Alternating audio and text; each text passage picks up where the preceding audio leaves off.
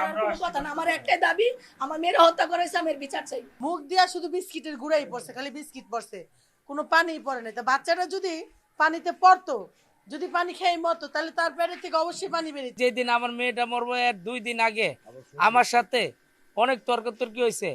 হ্যাঁ, কয় বলে হয় বেশি চামচাগিরি করে। আমার আর কোনো কথা না, আমার একটাই দাবি, আমার মেয়ের হত্যা করেছে, আমি এর বিচার চাই। কারা করেছে বলে আপনি মনে করছেন? আমি থানায় যে নাম উল্লেখ করে আছি, সাথে নাহিদ ভাইয়া ছিল। অনেকে বলছে আপনার হাজবেন্ডও বললো যে পাশের বাসার বাড়িওয়ালা এটা করাইতে পারে। আপনাদের সাথে কি কোনো পূর্ব শত্রুতা ছিল? হ্যাঁ, ওনার সাথে অনেকবার ঝগড়া হয়েছে আমাদের, কয়েকবার। যেহেতু আমরা বাসার দায়িত্বে থাকি, উনি আমাদেরকে পাঠাইছে বিধায় তো আমরা গেছি, নাহলে তো আমার যাওয়ার কোনো দরকার ছিল না। সে সূত্রে আমার মেয়েকে হত্যা করা হয়েছে। হানিফ সাহেব এই বিল্ডিং এর কাজটা একেবারে রডের থেকে ধরে সিমেন্টের থেকে ধরে বালুর থেকে ধরে সবকিছু আনে।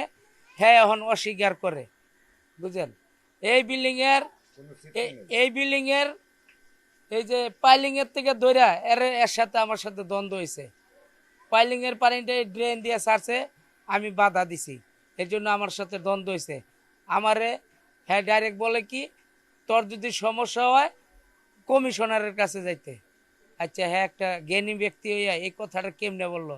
আরেকদিন যেদিন আমার মেয়েটা মরবো এর 2 দিন আগে আমার সাথে অনেক তর্কাতর্কি হয়েছে। হ্যাঁ, কয় বলে হয় বেশি চামচাগিরি করে। এ হানিফ সাহেবের কারণে এই বিল্ডিংটার ভিতরে সেফটি ছাড়া কাম করছে। হ্যাঁ, কাম করার পরে এই যে আমার মেয়েটা জানি হত্যা হয়েছে এটার ভিতরে হানিফ সাহেব, তারপরে এই এই যে বিল্ডিং এর বাড়িওয়ালা, তারপরে দারোয়ান, হ্যাঁ, এরা জড়িত। নাহলে এখন পর্যন্ত আমার মেয়ের ফুটেজটা কেন দেখা হইলো না? একটা সিমেন্ট, একটা যদি ইটের কোনা নেয়, এটা বিদেশ থেকে ফোন দেয়, আমার এই ইটের কোনাটা লয়ে গেছে গা। আজকে দীর্ঘ 5 দিন ধরে আমার মেন বাড়িওয়ালা বিদেশ থেকে শ্বশুর এনে কাজ করে, বুঝলেন? এবং আমারে এরা হুমকি দিছে মাইরা ফালানের। আমারে মারতে পারে নাই, আমার শিশু বাচ্চাটারে মারছে। আমার কাছে প্রধানমন্ত্রীর কাছে দাবি, এটা আমি সুষ্ঠু বিচার চাই, আমার মেয়ের হত্যার বিচার চাই। মেয়ে মার সাথে নামাজটা পড়ে মানে বাইরানোর পরে এখানে মেয়েটা দেখছে যে খেলতেছে, তার ভিতরে মেয়েটা নাই। সবাই সব জায়গায় খোঁজাখুঁজি হয়েছে, মসজিদে মাইকিং করা হয়েছে, মানে সব জায়গায় খুঁজছে, বাপ মা খুঁজা যখন না পাইছে তখন তারা থানার উদ্দেশ্যে রওনা হয়েছে, যে থানায় মানে জিডি করতে যাবে। তো তখন ওই মুহূর্তে তাদের ফোন দেওয়া হয়েছে। আর দ্বিতীয় কথা হলো যে এখান থেকে মানে কেউ বলছে যে এখানে আর কি বাচ্চাটা পড়ছে, মানে এই বিল্ডিংটা খুঁজা দেখো, এই কথা বলছে।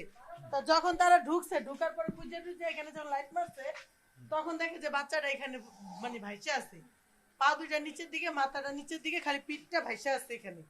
পরে আমাদের এখানে মানুষজনরা লাভ দিয়ে নাইমা বাচ্চাটা উঠাইয়া যখন ঝাঁকাইছে, তখন দেখে যে তার মুখের ভিতরে গাদা বিস্কিট দেওয়া, মানে এত পরিমাণ বিস্কুট দেওয়া, মানে একটা মানুষ দম ফালাইতে পারবো না এরকম ভাবে বিস্কিট ঢুকাই দিছে আর কি।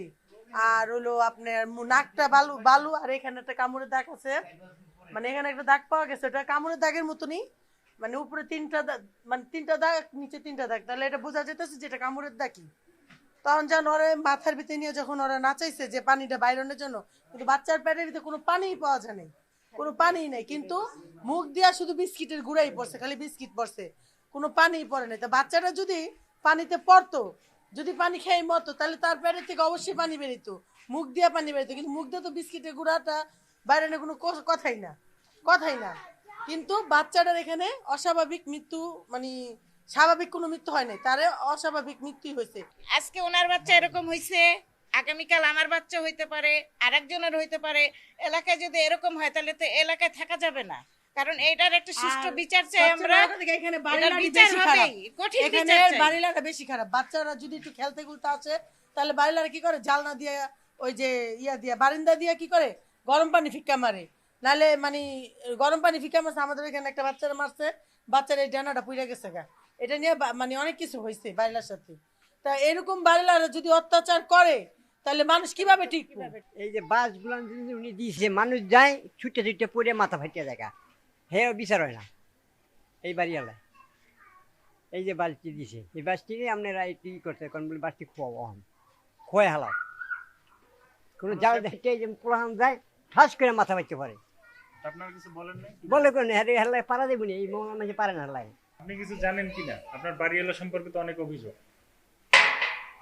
আমি জানি এতটুকু যে আমি নামাজ পড়ে আইছি আইয়া এনো চা খাইতাম গেলাম দেখলাম দারুণ চা খায় তো আমি চা খাই আমি আই বসি কারণ আমি তো রোজাদার তার রোজা খাই না তো আমি আইয়া ধরো বইছি শিখরা বাখরা শোনা যাইতে আছে মসজিদে মাইকিং করতে আছে যে বাচ্চা মারা গেছে তো এনে দৌড়ি করে বাড়ি দিয়ে এনে তো ঘনবসতি লোক মা রাস্তা আগুয়ে যাওয়া যায় না এরপরে তারা লাশ বার করছে বার করে মানে দারোয়ানদের ধরছে ধরা মারধর করছে এরপরে কয়েকজন আইনা দারোয়ান রে দিয়ে গেছে তো তুমি হেরে রাখিয়ারো যদি যায় তো তোমার খবর আছে। আর 24 তারিখে রাত্রের ঘটনা 25 তারিখে পোস্টমর্টম করে আনার পরে 25 তারিখে রাত্রে গিয়ে আমরা থানা ঘেরাও করছি যেহেতু আমাদের মামলাটা হয় নাই বিধায় মামলাটা নেয় নাই বিধায় পুলিশ বলছে আপনারা লাশ মাটি দিয়ে আসেন তারপরে আইসা মামলা করেন আস্তে ধীরে মামলা করেন আমরা তো আর সেটা মাইনে নিতে পারি নাই আস্তে ধীরে কি মামলা আগে মামলা হবে তারপরে